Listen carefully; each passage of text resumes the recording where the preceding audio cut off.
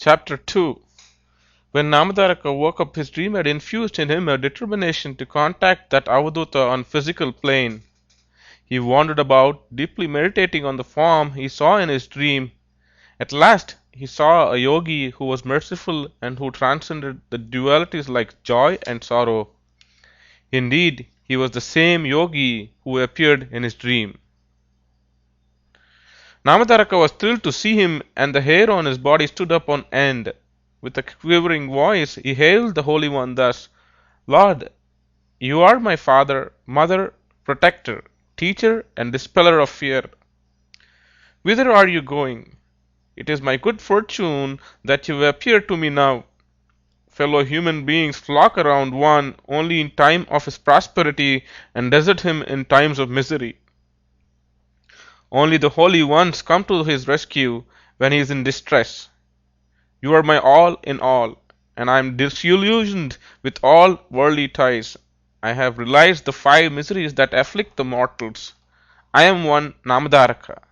I am desperately in search of sriguru, and I am determined even to lay down my life in the search. It is not possible for everyone to dispel my deep despair, but at the very sight of you, my heart is filled with bliss. I therefore knew that only you could ward off my misery. The Siddha, the perfect one, replied, I am the disciple of Sri Guru, whose devotees are ever assured of both physical sustenance during their life and spiritual liberation. He ever abides later on the banks of river Bhima. He is beyond the reach of these 3 modes of existence, trigunas, and his true nature can be perceived only by yogis in their meditation. I have attained realization by the grace of Sri Guru and wander about this earth for the welfare of all beings. I am known as Siddha, the perfect one.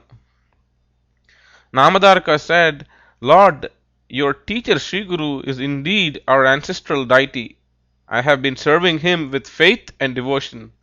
How is it that he had been throwing me in this ocean of misery?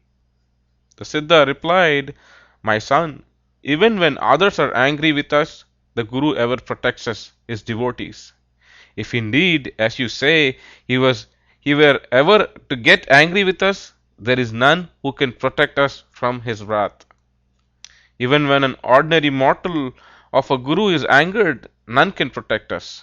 It looks as though you are estranged from the Guru for such a breach in your trust. He who is doubting and faithless is never accepted by anyone as a disciple. Then who can grace him who has no faith in Sri Guru himself and who is therefore ignored by him? Namadaraka asked, Lord, you have said that none can protect a man who has angered even a mortal of a teacher. Has this truth ever been confirmed in anyone's experience? Besides, how did the divine, who is beyond the threefold nature of all phenomenon, manifest himself through the same? Siddha replied at length, Long, long ago, the non-dual Supreme Self wished to manifest himself as the many. That wish is the Lord's Maya, the divine creative power. When he was in the sleep of yogic trance, the whole cosmos was created by the power of Maya. From the navel of Lord Vishnu emanated a divine lotus from which sprang Brahma, the creator. Knowledge of Vedas was bestowed on him by Vishnu. In accordance with the Vedic wisdom, Brahma projected the universe. He also created the natural classification of the various codes of conduct for castes, varna, and the 4 stages ashrama of human life, to suit the human beings endowed with different propensities. He also created the cycle of the 4 yugas, or universal epochs. Of these, Krita Yuga is symbolized by the principles of truth, dispassion, wisdom, and religious sacrifice. The intricacies and details of yagna or religious sacrifice characterizes the Treta Yuga, the third when counted in the reverse order from the age of Kali, which is thrice as long as the age of Kali. The Dwapara epoch is weapon wielding. Kali age has its tongue and genitals prominently displayed, signifying the preoccupations of the age. He is dirty as a ghoul. Krita or Satya Yuga is 17 lakhs 28,000 years long. The Treta is 12 lakhs 96,000 years. Dwapara is 8 lakhs 64 years. The Kali age is 4 lakhs 32 years in extent. So did the Lord ordain. Now listen to the story of the Guru, which was narrated by Brahma, the creator, to Kali, the spirit of the dark age, on the eve of its advent on earth. Kali said, Lord, how can I ever hope to enter the earthly realm of existence, which is inhabited by those who are righteous? My mind despairs even on hearing of it. I am the breaker of the bridge of righteousness. I am the inspirer of grief, dispute, hate, and the fire of craving. Even my brother is even allied to lust and anger, and is dear to me as my very life. The godless, the unrighteous, and the non-observer of religious vows are my very life. All the righteous ones in the Indian peninsula are my enemies. My very life is threatened at the sight of those who serve the Guru, the deities, righteous Brahmins, and their own parents. Even the very sight of a yogi or a sage is unbearable to me. Brahma replied, You entered the mundane life of men through their instinctive propensities for sense pleasures. The average lifespan of a human being in the Kali age is 100 years. Anyone can attain perfection at any time during his lifetime. So don't leave him. But your evil tendencies will not be able to touch those who are devoted to the Guru, God, deities, and righteous Brahmins, and especially those who are devoted to the Guru, just as water cannot moisten a lotus leaf. Even the gods cannot harm one who is devoted to the Guru. Even the Kali asked him surprised, Lord, why is the Guru superior to the gods, and why is the devotee of a Guru unconquerable even for the gods? Has his truth been over demonstrated? If so, may you narrate the incident. Brahma said, O Kali, it is impossible to acquire wisdom without a Guru. Even the gods achieve their objects through devotion to the Guru. Once upon a time there lived a sage named Vedadharma on the banks of river Godavari.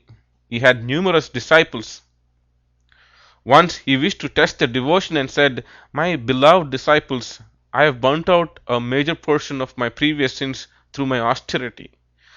Yet a little of it remains, and I have to patiently bear its consequence in the form of a disease and live at the holy city of Kasi.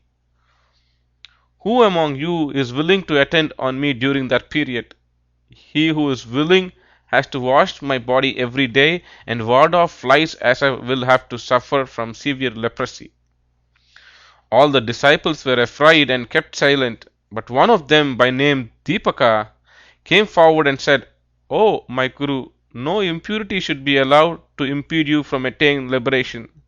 I shall willingly undergo that suffering in your stead. May you permit me to do so.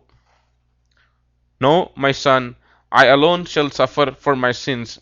It cannot be taken over by my disciples. If you can, you serve me, said the Guru. Deepaka assented and accompanied his Guru Vedadharma to Kashi. There the Guru was overtaken by leprosy and the disciples started serving him. The whole of Guru's body was covered by the sores and he became blind. Also, he lost all the sense of propriety in his actions. Often he used to get angry with the disciple and beat him.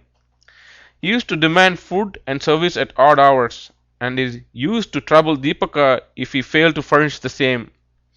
In his agony, the Guru often got wild and threw away the food Deepaka got by begging, saying that it was bad and demanded good food. When the disciple set out for alms, the master used to call him back, saying, My body is covered with filth and urine, and flies will trouble me. Stupid, where do you want to go, leaving me like this? When Deepaka got ready to wash his body, the Guru prevented him, saying, I am dying of hunger, you wicked fellow. Don't you know that you have to feed me first? Sometimes, after partaking of the food brought by his disciple, he would tenderly say, Son, you are worn out in serving me. Lie down and sleep for a while. But by the time Deepaka fell asleep, he would yell, You rascal, get up! How dare you sleep peacefully when I am hungry? Go and get me food. In spite of such severe testing, the disciple served him cheerfully, for he believed that his Guru was the Supreme Lord incarnate. He willingly sacrificed his sleep and food in serving his master. He believed that the washings of the Guru's feet were as holy as Ganges water, and he never thought of anything else even for a moment. Charmed by the devotion of Deepaka, Lord Vishwanatha Siva of Kasi appeared before him and volunteered to offer a boon and commanded him to ask for anything he liked. Deepaka said, Lord, what do I gain by seeking a boon for myself? I shall find out from my Guru whether he would be pleased to allow me to pray for his health, and promptly reported the matter to Vedadharma. The later grew wild and said, I shall work out my sins only through suffering, and I do not need any other means. Have you adopted this strategy in order to spare yourself the trouble of serving me? The disciple returned to Lord Vishwanatha and said, As my Guru is not willing, I do not want to ask for anything. Lord Vishwanatha went away feigning anger. He went to Vaikuntha, the celestial abode of Lord Vishnu, and told him, There is a great sage by name Vedadharma who is ill, living under a peepal tree at Kasi. He has a great disciple by name Deepaka. I lovingly went to him to grant a boon. He who is absorbed in serving his Guru refused to ask me for anything. Lord Vishnu, longing to see him, at once appeared to Deepaka and offered to him to grant him a boon. When the Lord, who cannot be persuaded to appear before the devotee even through the eightfold yoga, austerity, contemplation, religious vows, and other religious practices, said to Deepaka, O pious one, in spite of severest trials, you are faithfully serving your master, and we are much pleased with it. You ask me for anything you want. Deepaka replied, Lord, the Guru indeed is the God of the gods. Liberation is possible only through wisdom. Through wisdom one attains misery over deities like you. What else do I need? If you are not pleased to go away like Lord Vishwanatha, bless me that my faith in my Guru shall increase. As all other things are perishable, I shall not ask for any. Lord Vishnu said, You already have immense faith in your Guru. Therefore, I grant you the power to save those who yearn for faith and devotion through your fame. By glorifying the Guru with Vedic recitations and total surrender to him, I am ever pleased. I shall bestow my present only on such. Even the Lord of Death cannot cause any fear to such a devotee. What else need he fear? The 8 supernatural powers serve him. There is nothing superior to it. When Lord Vishnu vanished, Deepaka reported this incident to his Guru. Vedadharma was much pleased, and placing his blessing hand on the head of his disciple, made him a master of all spiritual wisdom. It is only to proclaim the sanctity of Kasi and to test the devotion of his disciple that Vedadharma, who was skilled in spiritual wisdom and liberated while living, took on himself the ordeal of illness. A true sage has no more sins to suffer. O spirit of Kali, there are several such stories that speak of the glory of the Guru. They are indeed such as would sanctify those who recount them and their listeners. You go to the earthly plane of existence, but never cast your eye on anyone who is devoted to his Guru. As per the command of Lord Brahma, the spirit of Kali entered the earthly plane and did as he was ordered. If even a mortal of a Guru is so great, what to speak of the glory of a perfect Sadguru? Whoever serves such a Sadguru with true faith and devotion shall achieve the supreme object of life. The doubting, however, shall never achieve anything. Therefore, O Namadarka, if you wish for the highest good for yourself, you seek refuge in Sriguru, who still exists in human form, and serve him with unwavering faith. Then you shall cross the ocean of misery, that is, this phenomenal existence.